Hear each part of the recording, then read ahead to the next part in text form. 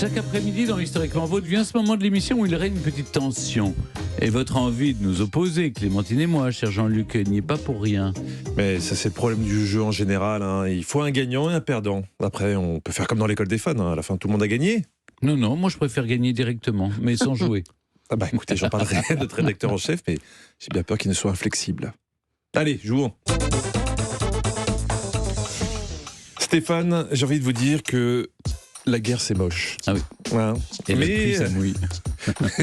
Faut parler comme Miss France. Je pense qu'il y a trop de misère. Mais à travers l'histoire de l'humanité, on a connu des guerres ridicules et inoffensives. Ainsi, en 1784, il y a eu la guerre de la casserole. Elle a opposé les 7 provinces unies des Pays-Bas et l'empereur Joseph II du Saint-Empire. Vrai ou faux ?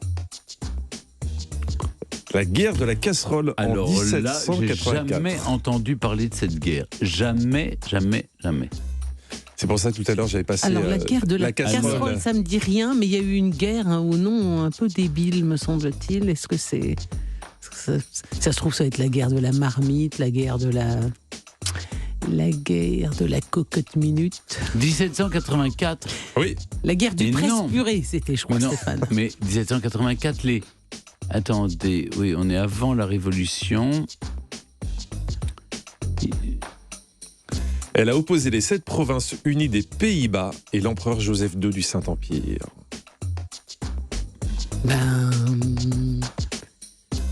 C'était pour une possession quelconque, peut-être, ou...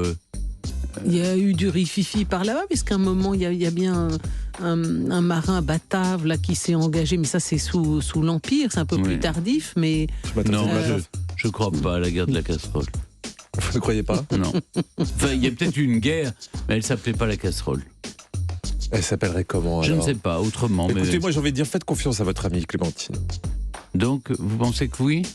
La guerre des marmites ou la guerre de... Il y a eu la guerre du chaudron, la guerre de... La guerre du chaudron ou de la marmite, mais pas de la casserole.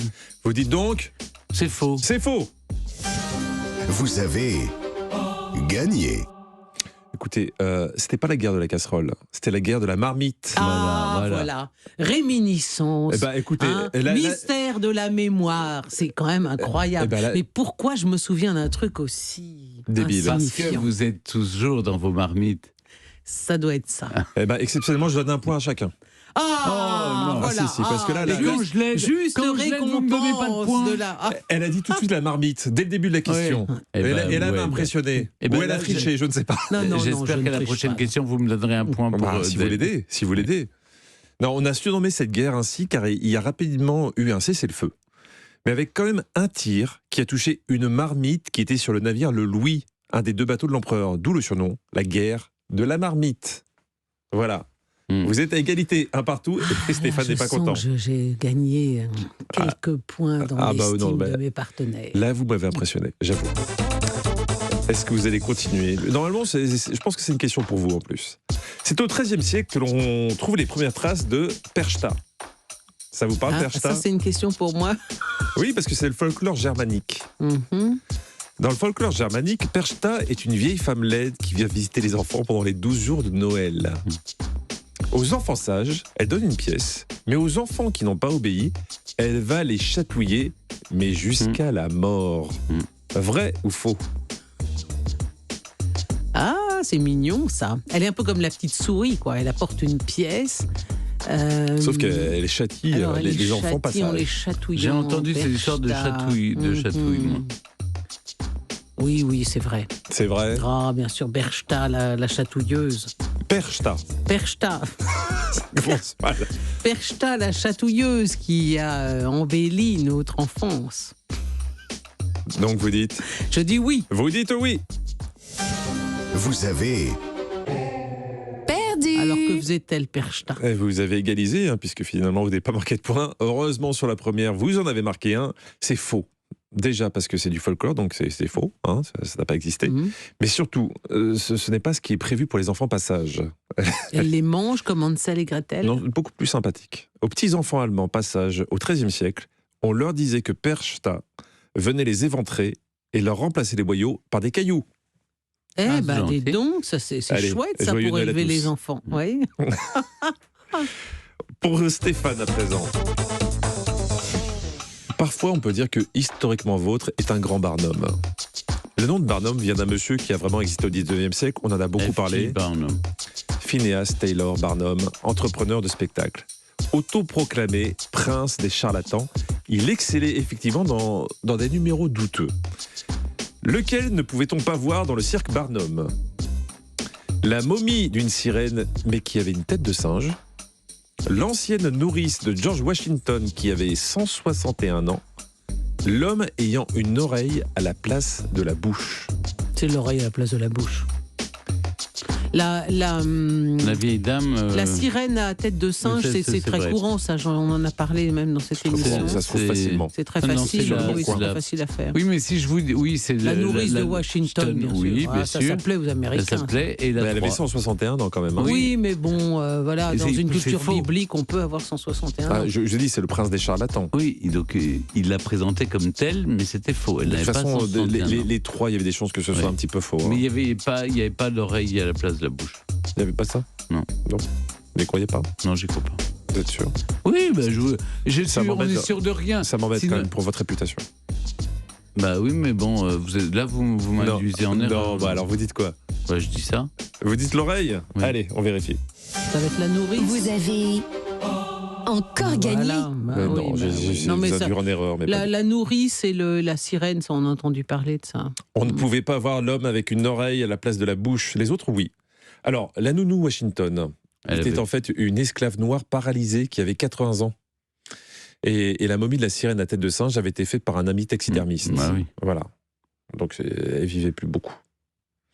Une question pour Clémentine. La question qu'on se pose tous, va-t-elle égaliser? Le 11 décembre 2021, un record de l'histoire de la conquête spatiale a été battu. Celui du plus grand nombre d'humains présents en même temps dans l'espace. Est-ce que ce chiffre était inférieur, égal ou supérieur à 20? Il y avait donc autour de 20 personnes dans l'espace au même moment et c'est un record. Mais est-ce que c'était moins de 20, 20 ou plus de 20? Je me demande s'ils n'étaient pas 19, non?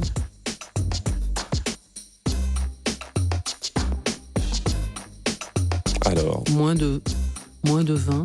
qu'est-ce qui vous fait dire 19? Je sais pas. C'est comme la marmite tout à l'heure? Oui, c'est comme la marmite, oui. Alors faites-vous confiance. Bah oui.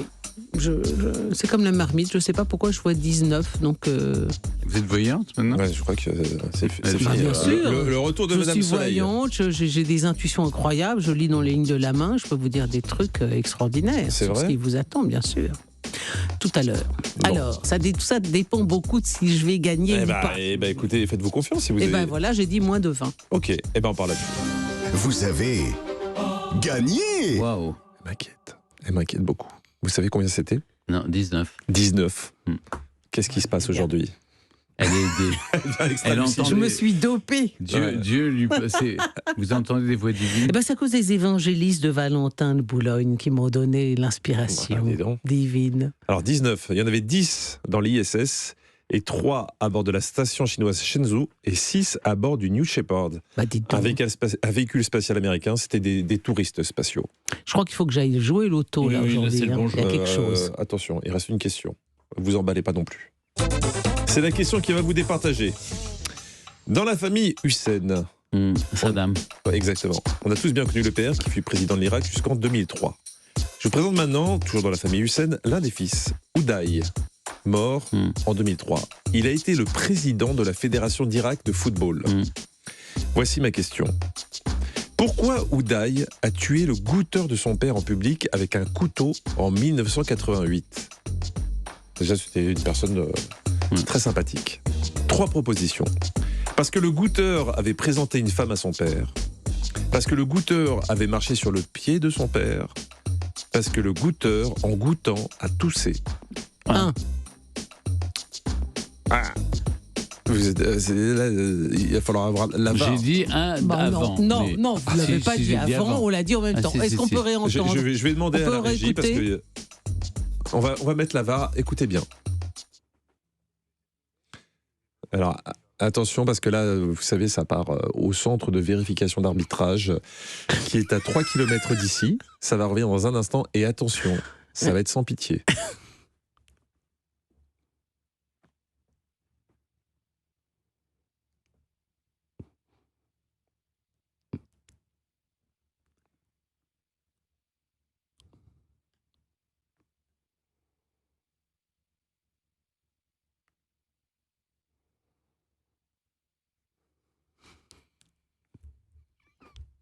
Très sûr de lui, Stéphane, Ouais, très détendu. Tout ça pour une mauvaise réponse, en plus.